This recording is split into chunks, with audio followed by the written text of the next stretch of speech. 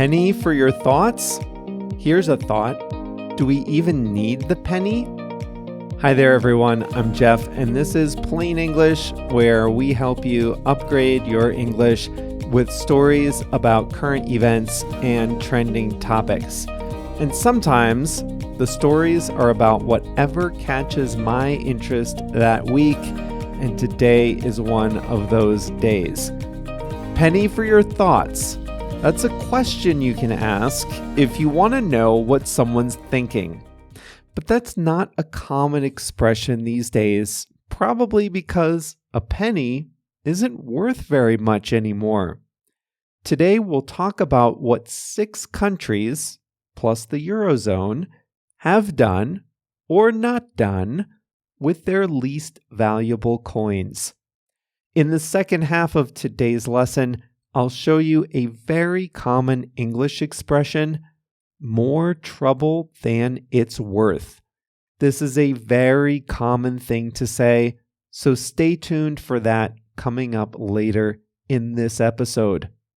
This is lesson 655, so that means JR, the producer, has uploaded the full lesson resources to plainenglish.com/655. That is where you can find the transcript, plainenglish.com/655. I think we're ready. Let's get going.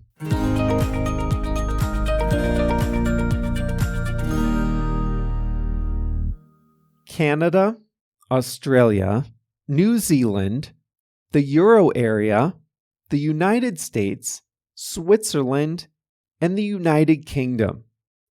They all have currencies that are within about 50% of one another in value.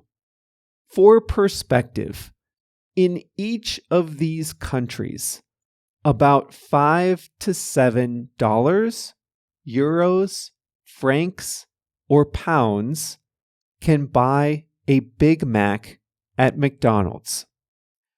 But the curious thing is that these countries don't all treat their smallest coins the same. Australia and New Zealand abolished their pennies, the 1-cent coins, in the 1990s. New Zealand went a step further and eliminated its 5-cent coin in 2006. Canada eliminated its penny in 2012. In Switzerland, 1 centime is 1/100th of a franc, but the 1 centime coin was used so rarely that Switzerland stopped making it in 2006. So we have Canada, Australia, New Zealand, and Switzerland, which all, somewhat recently, eliminated their 1-cent coins. What happened when they did that? Retailers that accept cash round the final price of a transaction to the nearest coin, usually 5 cents. Bank balances and electronic payments can all be divided into hundredths. It's only when paying with physical cash that prices are rounded. The Euro area is a funny case.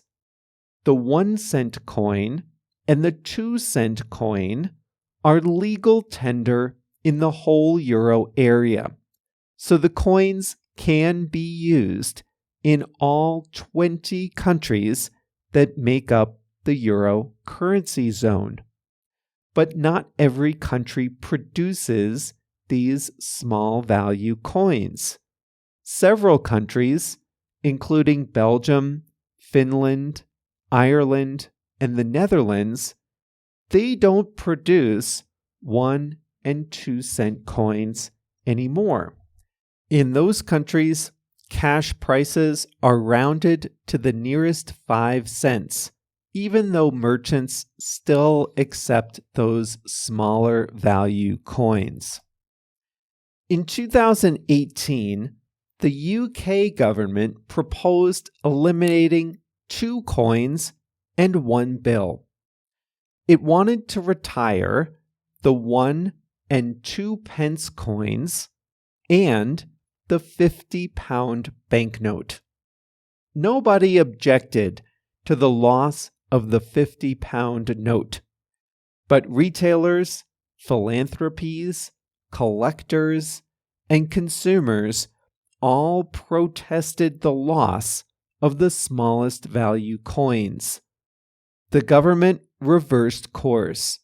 The coins and the £50 note are still in circulation. In the US, the penny is alive and well. The Treasury mints between 5 and 9 billion new pennies per year. People do use them, and it's rare for retail shops to round up or down. Occasionally, someone points out that penny production is not economical. It costs about 2.72 cents to make a 1 cent coin.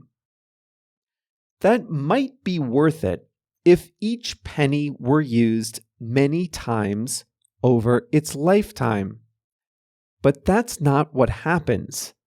Many pennies in all these countries are used just once.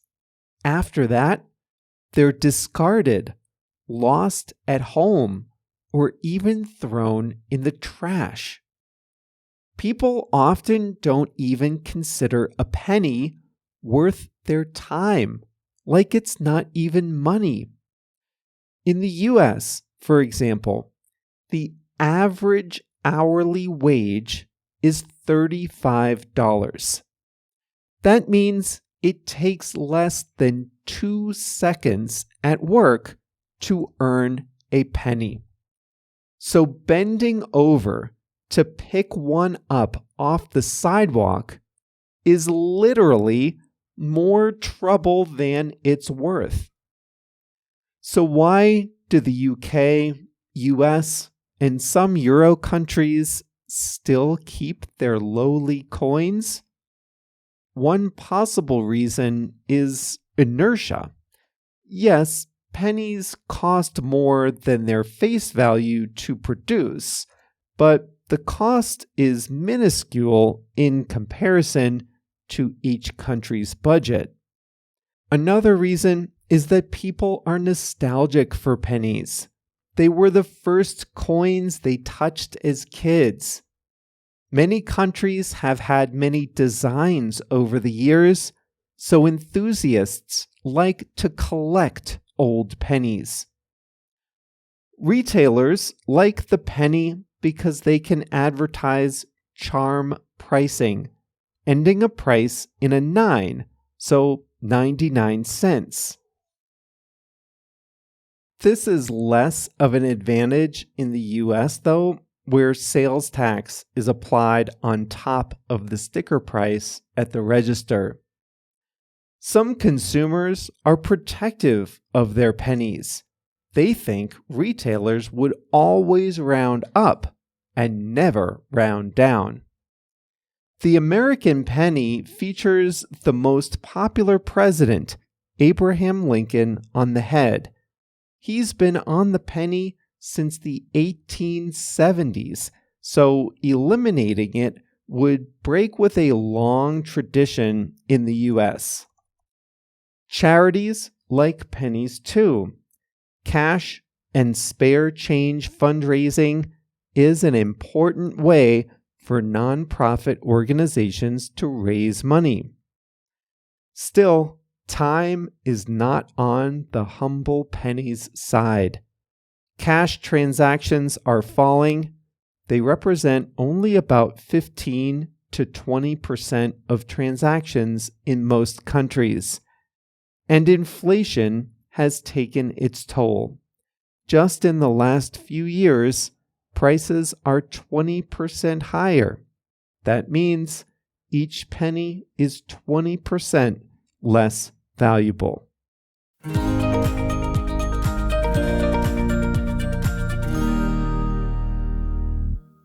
Mexico is a funny case. In Mexico, about 17 pesos make $1. That means 1 peso is equal to about 5.8 US cents. Now, there are half peso coins, 50 centavos, and there are even 5, 10, and 20 centavo coins. They're tiny too. And some retail shops give change using smaller coins, but they most often round up or round down to the nearest 1 peso. So at the exchange rate, it's like Mexico doesn't use a coin equal to the US penny, and they seem to do just fine. But prices are lower in Mexico, so in terms of what you can buy with 1 peso, it's much more than 5 US cents. It does result in some strange behavior. I'll tell you a funny story. Here in Mexico, you can buy eggs by weight. If you want 1 egg, you can buy 1 egg. Out of habit, I still buy them in multiples of 6. Anyway, I was buying eggs one day, and the total price per the scale ended in 42 centavos. And that would mean that the seller would round down to the nearest peso. But listen to what he did. He looked closely at the eggs he had selected for me, and he took the smallest egg off the scale and replaced it with a bigger one so that the same number of eggs weighed more. And he tried that once or twice more, and it still didn't tip the scale over 50 centavos. So someone else from the shop came over to look closely in the whole inventory to find the biggest egg to give me.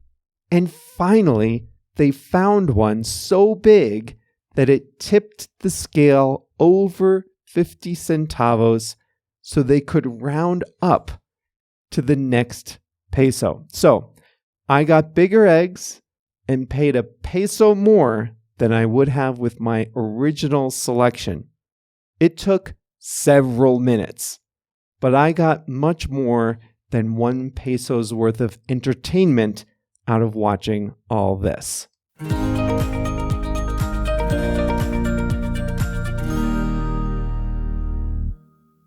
If something is more trouble than it's worth, then the costs outweigh the benefits. What you get is not important or useful enough to compensate you for the effort of doing it. Imagine you're walking down the sidewalk and you see a $1 US dollar bill on the sidewalk. It takes a second or two to pick up. Almost everyone would pick that dollar up. They might even look around to see if someone else had dropped it. But if you see a penny on the sidewalk, that's different. That's more trouble than it's worth. That's not me saying this. Just look at how people behave. People have concluded, not everyone, but certainly the majority, they have concluded that picking up a penny is more trouble than it's worth. The cost is higher than the benefit. The cost isn't that high. A few seconds, a little bit of energy, plus the inconvenience of carrying a penny around, maybe getting your hands dirty. People weigh that against the value of 1 cent, and they say, nah, no thanks. it's more trouble than it's worth.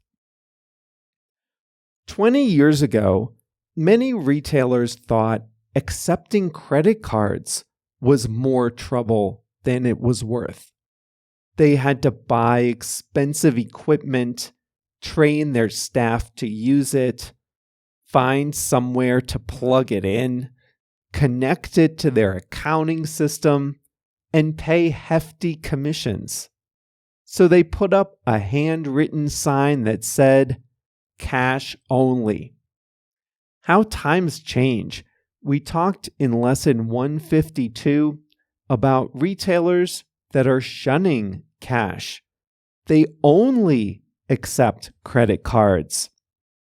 They've concluded that accepting cash is more trouble than it's worth. Accepting cash means that lines move more slowly. Shops and restaurants have to worry about theft and security. At some places, only a small percentage of people even want to pay in cash. So those shops have determined that accepting cash is more trouble than it's worth. Let's say you buy a low-priced item from an online store and it arrives damaged. Do you return it? Sometimes that's more trouble than it's worth. You have to request a refund, maybe send a picture, find a box to put it in, print the shipping label, take it to a place to be shipped, wait for your refund, and order another one. Sometimes that's more trouble than it's worth. And not just for you. Sometimes the retailers think returns are more trouble than they're worth. Sometimes when you request a return or refund on Amazon, they just refund the money, but they don't want the product back. Why? To them, it's more trouble than it's worth. If it's a low-priced product, it might cost them more to process it than they would make reselling the item. Many people invest in rental real estate as a second source of income, but some people find that being a landlord is more trouble than it's worth. You have repairs, accounting, maintenance, and paperwork. And then you might get a problematic tenant, someone who doesn't leave on time, doesn't pay their rent, or damages the unit. For some people, rental real estate is a great way to make extra money. I know people who have done very well with rental real estate, but I also know people whose experience was different. For them, owning a rental house or small apartment building was more trouble than it was worth. The benefit was not worth the cost. And that is all for Plain English today. Just 63 pennies a day, and you can be a member of Plain English Plus. Just 13 pennies a day if you pay annually. Just 13 pennies a day, and you can get access to translations built right into the transcripts. And this is called the Starter Membership. And the highlights are really good. I don't talk about them enough, but here's how it works. Every week, we highlight about 100 words and phrases that we think will be challenging for you. And we have a roster of translators who translate these words and phrases into 9 languages: Spanish, Portuguese, Chinese, French, Italian, Japanese, German, Polish, and Turkish. And when you see the transcript at plainenglish.com, you just hover your mouse over a highlighted word and it shows you the definition. You don't have to stop and look up the word. You'll never be confused. 13 pennies a day. Think about it. PlainEnglish.com/join. That's where you can go to sign up. Now that's all for this week. We'll be back on Monday with a new lesson. See you then.